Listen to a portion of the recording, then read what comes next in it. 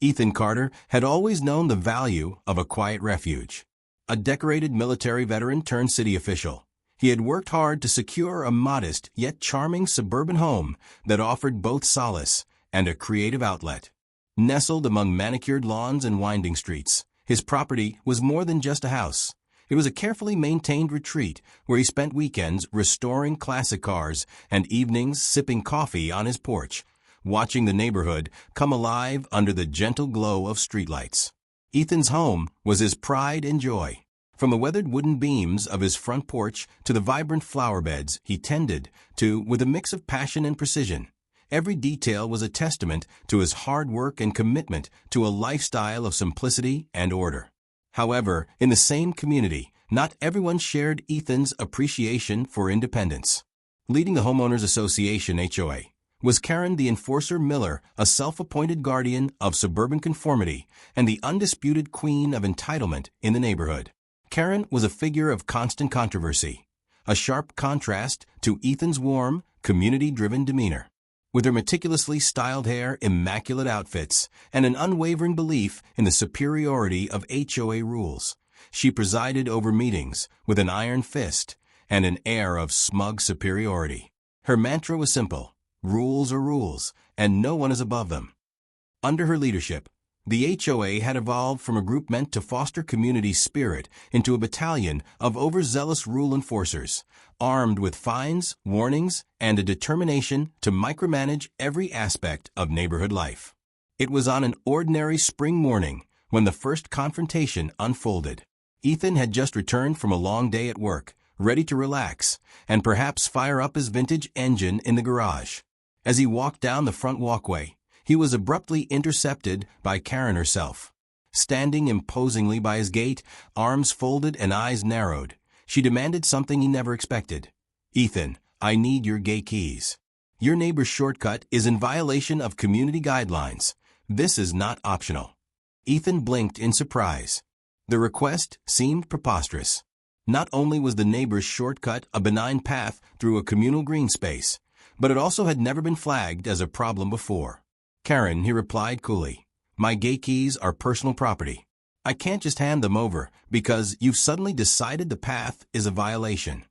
But Karen's tone was icy and unyielding. "Rules are the rules, Ethan. And if you don't comply, you'll be facing consequences." Her gaze hardened as she reiterated her demand, the finality in her voice leaving no room for negotiation. Ethan's heart sank at the realization. This was not a mere misunderstanding, but a calculated overreach. The HOA, under Karen's direction, had already begun to impose fines and sanctions on anyone who dared question her authority. Ethan's quiet existence was now being disturbed by someone who took twisted pride in enforcing arbitrary rules. With each word, it became clear that Karen's mission was not about community safety or aesthetics. It was about control, power, and an unyielding need to be the center of authority. As neighbors peered from behind curtains, whispers and raised eyebrows accompanied the standoff. Ethan felt both anger and pity for those who allowed Karen's narrow worldview to disrupt their lives. In that moment, a spark was lit. He refused to be bullied into submission by someone who was meant to serve the community, not terrorize it. Ethan's military training had taught him to stand firm in the face of injustice, and today he was determined to do just that. The confrontation ended with Karen storming off, leaving Ethan with a mix of disbelief and resolve. He knew that the coming days would be a battleground between personal freedom and the suffocating grip of the HOA. As he closed his gate behind him, he silently vowed that he would not allow anyone, even someone like Karen, to dictate how he lived his life. In that moment, the quiet suburb transformed into a stage for an epic showdown, and Ethan Carter was ready to fight for every inch of his hard-won sanctuary. The next morning brought with it more than just the usual hum of early suburban life. When Ethan stepped outside to retrieve his mail, he was met with a stark, official envelope clutched firmly to his front door. Inside, he found a fine, a hefty $750 penalty for violating community light regulations. The letter was curt, impersonal, and stamped with the official seal of the HOA, leaving no doubt that Karen's influence had already begun to seep into every crevice of neighborhood life. Standing at his door, Karen appeared once again, her arms crossed and a look of self-satisfied triumph etched across her face. "The rules apply to everyone, Ethan," she declared loudly, ensuring that several curious neighbors could hear. The envelope felt like a death knell to Ethan's sense of justice. Here was a man who had dedicated his life to public service, now being hounded by a petty enforcer of obscure rules. Ethan's first reaction was one of disbelief, quickly replaced by a steely resolve. He knew that the HOA's fine was a blatant abuse of power. With a calm demeanor, he confronted Karen. "I've reviewed the local zoning laws, and there's no provision here that even remotely applies to what you're accusing me of," he stated firmly, his voice echoing the authority of his years of experience in public administration. Karen's response was a dismissive smirk. "Oh, Ethan, you really don't understand how things work around here. The HOA isn't just about regulations, it's about keeping order. And order starts with discipline." Her words dripped with condescension, as if the fine were nothing more than a minor correction in an otherwise perfect community. That afternoon, Ethan took a stand. He marched into the local zoning office, file in hand, ready to contest the fine. His legal research was meticulous, and he was armed with copies of local ordinances that clearly invalidated the HOA's arbitrary restrictions. However, even before his case could be fully heard, the pressure escalated. Anonymous complaints began flooding the city's hotline about his property, prompting inspectors to show up unannounced at his doorstep. Each visit, cloaked under the guise of community inspection, was designed to intimidate and harass him further. The once peaceful suburban mornings now carried an undercurrent of tension. Neighbors, who once exchanged friendly greetings, began to avoid eye contact with Ethan. It wasn't long before it became evident that Karen was using every tool at her disposal, fines, legal threats, and even the involvement of local authorities, to make an example out of him. Her actions were no longer limited to petty infractions. They had evolved into a full-blown power play. In a heated exchange during an impromptu HOA meeting, Karen stood before a room filled with anxious homeowners and declared, "Let Ethan's case be a warning to all. We will enforce every regulation to maintain the standards of our community." The room buzzed with tension, and while some board members shifted uncomfortably, others nodded in forced agreement. Yet a few eyes, quiet and observant, betrayed a hint of doubt about Karen's draconian methods. Ethan, standing resolutely in the back of the room, felt the weight of every word. This wasn't just about a fine or a dispute over lighting. It was about the fundamental right to live without being micromanaged by a self-appointed dictator. As he left the meeting, his mind churned with thoughts of counteraction. He knew that if he did nothing, Karen's tactics would only grow bolder. Determined to safeguard not only his own rights, but those of his neighbors, Ethan began gathering evidence. He meticulously documented every interaction with the HOA, every official letter, every unexplained complaint. The seeds of a larger investigation were being sown, one that would reveal the depth of corruption and overreach festering beneath the veneer of community care. As dusk fell over the neighborhood that day, the fine remained taped to his door, a constant reminder that the battle was only just beginning. Ethan realized that this was a call to arms, a challenge issued by an entity that believed itself above the law. With steely resolve and the backing of local ordinances on his side, he prepared for the storm that was coming. The HOA's first power move had been made, and Ethan Carter was ready to push back. In the weeks that followed, the community's simmering tensions reached a boiling point. Ethan began to notice a disturbing pattern among his neighbors: whispers of discontent, hushed conversations behind drawn curtains, and furtive glances whenever Karen passed by. It wasn't long before he realized that he was not alone in feeling oppressed by the HOA's overbearing regime. Karen's tactics were evolving rapidly. What had started as isolated fines and verbal warnings soon escalated into a series of audacious, almost criminal moves. One afternoon, Ethan returned home to find his driveway cordoned off by barricades, with a tow truck idling ominously in the background.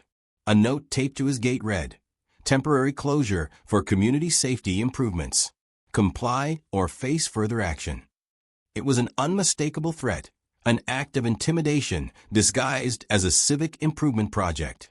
Determined to uncover the truth behind these arbitrary measures, Ethan embarked on a personal investigation into the HOA's inner workings. He began by quietly speaking with longtime residents who had quietly endured Karen's reign of terror. Over cups of coffee and in hushed tones, they recounted stories of absurd fines levied against perfectly innocent actions, instances where violations were invented on the spot, and a pervasive fear that any dissent would be met with immediate retaliation. One night, as Ethan reviewed a trove of documents in his study, he received an anonymous tip from a reluctant board member. The message was brief but damning. Karen had been funneling HOA funds into personal expenses, a revelation that cast a dark shadow over the legitimacy of the entire organization. Armed with this explosive information, Ethan decided it was time to gather concrete evidence. He installed discrete cameras around his property, positioning them to capture any illicit activity and documenting interactions with Karen and her cohorts. Every conversation, every suspicious phone call, and every unexplained visit was recorded. The evidence began to mount, and with it came a growing realization. Karen's methods were not only unethical, they were potentially illegal. Yet even as he amassed the proof, Ethan faced an uphill battle. Many board members, intimidated by Karen's commanding presence and the fear of her wrath, remained silent. But cracks in the once unified front were beginning to appear. A few members, after hearing Ethan's quiet, impassioned pleas, began to question the legitimacy of the fines and the secretive decisions that were made behind closed doors. During one particularly heated HOA meeting, Ethan presented his findings, a detailed timeline of fines, suspicious transactions, and a clear pattern of intimidation tactics.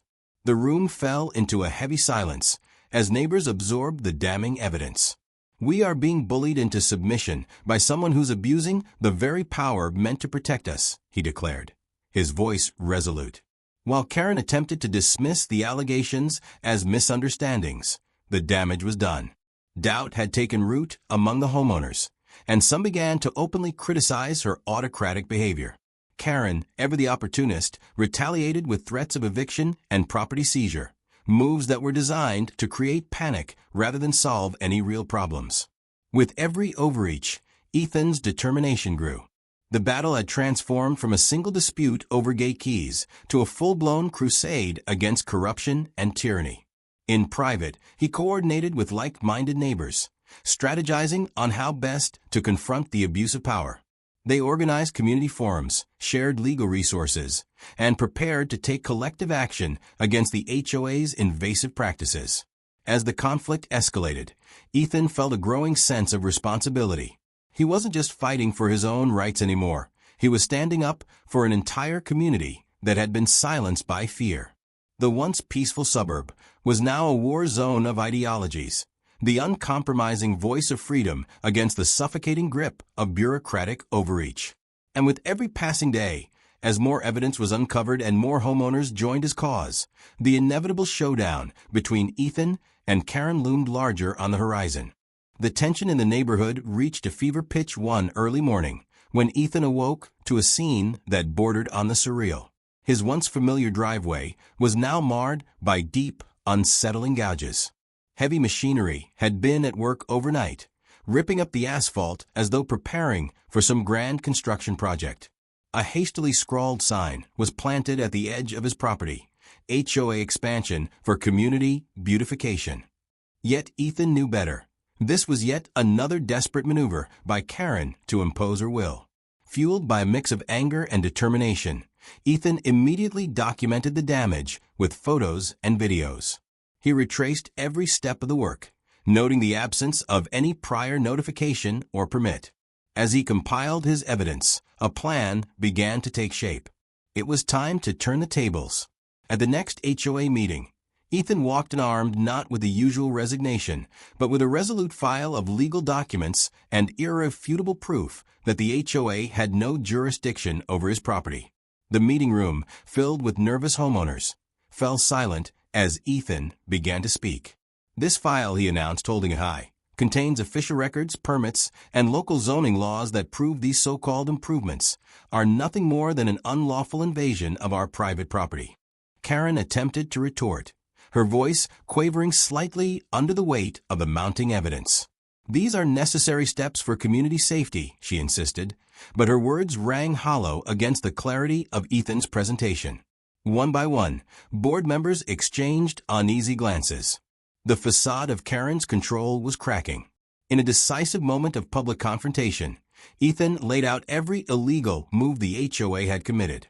He detailed the unauthorized digging, the fabricated violations, and the repeated abuse of power that had left his driveway and his dignity scarred. The homeowners, many of whom had silently borne their own grievances, began to murmur in support. A few even rose to speak, recounting their own experiences of arbitrary fines and overreaching inspections. Karen's face reddened as the room's sentiment shifted. The quiet defiance of the community was transforming into a collective roar against injustice. In a last-ditch effort to regain control, Karen attempted to threaten immediate legal action, but her voice faltered. "You're all making a mistake," she muttered, though the majority now seemed unconvinced by her half-hearted defense. The turning point came when Ethan produced yet another piece of evidence, a security camera clip showing one of Karen's trusted aides planting false violation notices. The video, played in the silent room, left no room for doubt. "This is what happens when we allow corruption to dictate our lives," Ethan said, his tone both mournful and resolute. "Our community deserves transparency, respect, and above all, fairness." With the undeniable proof laid out before them, several board members began to question not just the legitimacy of Karen's actions, but her entire leadership. The meeting ended in disarray, with many homeowners expressing their intent to demand reforms and accountability. As Ethan stepped out of the building, a mixture of relief and cautious optimism washed over him. For the first time, the collective voice of the neighborhood had risen in unison against tyranny. That night, as he sat on his porch reviewing the day's events, Ethan couldn't help but feel that a major shift had begun. Karen's reckless oversteps had forced the community to confront the oppressive nature of the HOA. In that moment, every shattered piece of his driveway and every unauthorized inspection became symbols of a larger battle, a fight for the right to live freely and without fear in one's own home. And as the stars emerged in the clear night sky, Ethan knew that the coming days would either cement a new era of fairness or plunge the neighborhood into further turmoil. Karen's behavior, already unhinged from months of unchecked power, took a final, drastic turn one sweltering afternoon. The tension that had built up over weeks of confrontation exploded when Karen decided to involve the police directly, a move that many in the community knew would backfire. Claiming that Ethan's modest porch lights constituted a public disturbance that endangered the neighborhood's tranquility, she dialed 911 with a fury that bordered on desperation. When the sirens wailed in the distance, Ethan was in the middle of reviewing his latest evidence against the HOA. Moments later, two uniformed officers arrived at his door, their expressions a mix of confusion and irritation. Karen, her face twisted with self-righteous indignation, waited on the lawn with a smug smile as if orchestrating a grand finale. "Officer, you must see that these lights are a menace," she insisted, her tone urgent yet strangely rehearsed. Ethan, who carried not only the weight of his city official badge, but also the certainty of his legal research, calmly stepped forward. "I'm aware of the regulations, ma'am," he said, showing his badge. "But my porch lights are within legal limits, and I have documented proof that no such violation exists." His measured tone left little room for argument, and the officers exchanged skeptical glances as they reviewed his documentation. The situation quickly spiraled into chaos. Karen, unwilling to accept defeat, resorted to further theatrics. In a moment of pure desperation, she had secretly hired a private investigator to dig up dirt on Ethan, a move intended to tarnish his reputation once and for all. However, fate had its own plans. While monitoring Ethan's property one evening, the investigator was caught red-handed sneaking into Ethan's garage. The entire debacle was captured on Ethan's newly installed security cameras, a silent witness to Karen's extreme measures. At the next HOA meeting, with attention reaching its zenith, Ethan did the unthinkable. He played the incriminating footage for the entire neighborhood. The room fell into stunned silence as the grainy video revealed the investigators' furtive movements and a glimpse of Karen in the background, her eyes alight with vindictive glee. "This is proof," Ethan announced, his voice steady yet filled with quiet triumph, "that our so-called leader has resorted to illegal and unethical practices in her desperate bid for control." The reaction was immediate and explosive. Neighbors who had once feared reprisal now found the courage to speak out. Murmurs of shock gave way to outright condemnation of Karen's actions. "I can't believe she'd stoop so low," one homeowner murmured, while another demanded, "We deserve better leadership." Even some previously silent board members began to voice their disapproval, noting that Karen's behavior was not only harmful to the community, but potentially criminal. With the evidence so starkly laid out before them, Karen's facade began to crumble. The police, having witnessed the escalation firsthand, expressed frustration at having been manipulated into responding to a false alarm. "This isn't a public safety issue, it's a matter of HOA misconduct," one officer remarked privately, his tone laced with exasperation. The very authorities Karen had hoped to wield against Ethan were now turning their backs on her reckless tactics. In a final desperate act to regain control, Karen tried to issue a new set of threats: legal action, further fines, and even promises of more police involvement if Ethan didn't comply with her demands regarding the neighbors' shortcut keys. But the damage was irreparable. The community's trust in her had evaporated, and Ethan's calm yet unwavering defense of his rights had resonated deeply with his fellow homeowners. That evening, as the sun set behind a troubled sky, Ethan's living room was awash with congratulatory messages and offers of support from neighbors who had long suffered in silence. Karen's final, desperate move had not only failed to intimidate, but had instead exposed the full extent of her corruption. In her bid to control every aspect of the neighborhood, she had sealed her own fate. In the days that followed the explosive HOA meeting, the community's reaction to Karen's indiscretions swept through the neighborhood like wildfire. Homeowners who had once quietly endured arbitrary fines and oppressive regulations now found themselves emboldened. Fueled by the damning evidence Ethan had so meticulously gathered, they organized a series of community forums aimed at dismantling the corrupt system that had long held them hostage. It wasn't long before the first major blow was struck against the HOA's authority.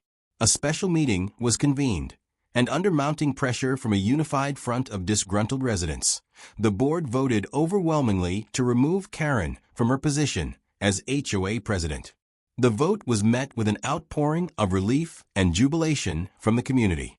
For many, it symbolized a long overdue reclaiming of their rights, a collective declaration that they would no longer tolerate tyranny in the guise of neighborhood care. As news of Karen's ouster spread, the legal repercussions for the HOA began to multiply. Local authorities, prompted by Ethan's documentation and the mounting pressure from affected residents, launched a full-scale investigation into the HOA's practices. Several board members were soon called in for questioning, and the shady financial transactions that had sustained Karen's reign were laid bare for all to see. The once feared organization was now the subject of intense scrutiny, with fines levied for illegally enforcing rules and misappropriating funds. In a dramatic twist of fate, Karen's own assets were put under review. Rumors quickly spread that her house, long seen as a symbol of HOA authority, would soon be seized or forced into a public sale to recoup fines for her misconduct. As these rumors gained traction, the community's collective mood shifted from cautious optimism to outright celebration. Ethan, who had become an unwitting symbol of resistance, found himself at the center of this turning tide. He was no longer just a lone defender of property rights.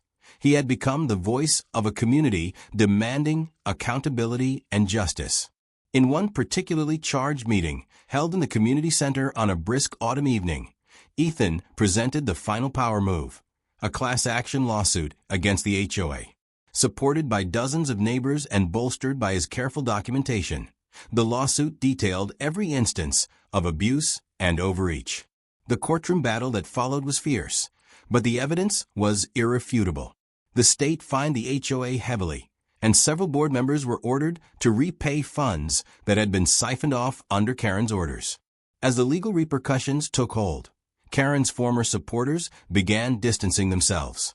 The very tools she had used to enforce her will, threats of fines, police involvement, and arbitrary enforcement, had turned against her. In a public statement that resonated with both vindication and sorrow, a longtime board member admitted, "We were all blinded by the promise of order. Now we see that true order comes from fairness and respect for individual rights." For Ethan, the victory was bittersweet. While he savored the triumph of justice, he also recognized the profound damage that had been done to the community spirit. Yet as he walked along his now peaceful street, he couldn't help but feel a sense of quiet satisfaction. The crumbling of the HOA wasn't just a personal victory. It was a win for every homeowner who had ever felt oppressed by the unyielding hand of bureaucratic tyranny. Karen's downfall was swift and merciless. The once proud enforcer of rules was forced to resign in a public humiliation that left her reputation in tatters. The community, now free from her oppressive oversight, began the slow process of rebuilding trust and reestablishing a sense of true community, a place where voices could be heard without fear of arbitrary punishment. In the wake of the public uprising, the legal system moved decisively against the HOA. A comprehensive investigation revealed that the association had not only overstepped its bounds, but had actively engaged in fraudulent practices, misusing funds, and violating local and state laws.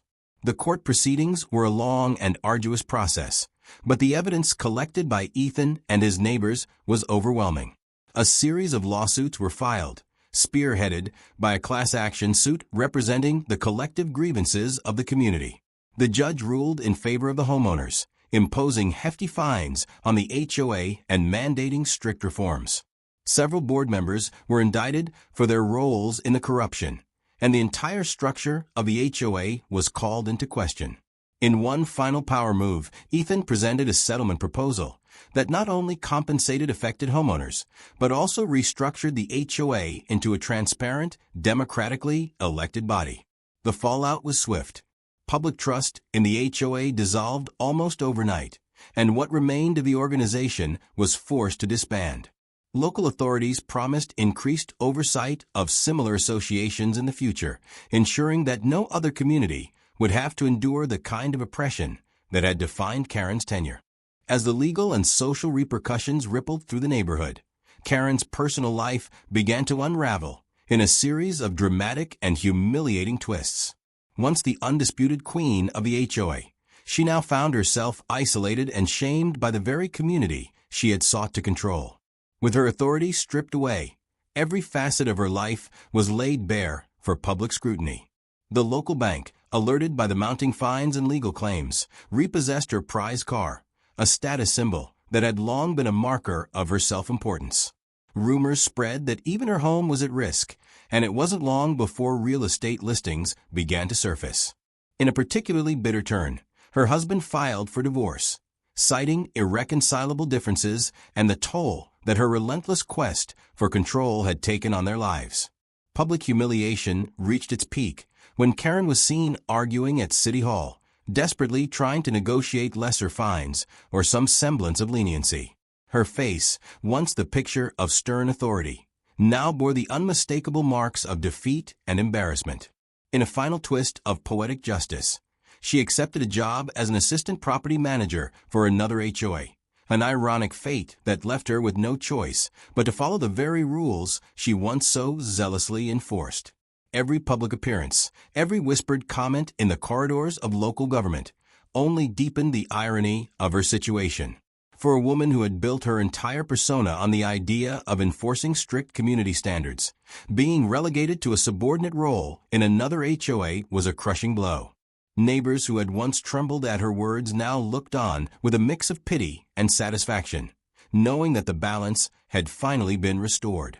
Months after the showdown, the neighborhood had transformed into a place of genuine camaraderie and restored freedoms. The oppressive shadow of the HOA was gone, replaced by open meetings, transparent decisions, and a newfound trust among neighbors. Ethan Carter, now celebrated as a local hero, spent quiet evenings on his porch, the soft hum of conversation from the community blending with the chirping of crickets. On one particularly clear night, as neighbors gathered for a small block party celebrating the end of an era, someone, ever the joker, handed Ethan a novelty HOA violation notice. It was a playful reminder of the absurdity of the past, a nod to a time when rules had been wielded as weapons rather than guides for community well-being. Ethan accepted the notice with a wry smile, pausing just long enough to let the laughter ripple through the crowd. Looking around, he saw familiar faces, neighbors who had once been fearful now chatting freely, sharing stories of their hard-won independence. The sense of unity was palpable, a testament to the power of collective action against tyranny. In that moment, Ethan realized that the battle he had fought was more than just a personal victory. It was a turning point for the entire community. As the party wound down and the last of the laughter faded into the night, Ethan took one final look at his beloved home. It stood not only as a symbol of his personal perseverance, but as a beacon of hope for anyone who had ever felt silenced by unjust authority. "They really tried," he murmured to himself, a note of final, quiet triumph in his voice. With that, the chapter closed on a tumultuous era. The streets, once scarred by the battles of bureaucracy and entitlement, now glowed under the gentle light of freedom. And as the community drifted into a peaceful night, Ethan's smile lingered, a mic drop moment that echoed far beyond the boundaries of his once oppressive neighborhood.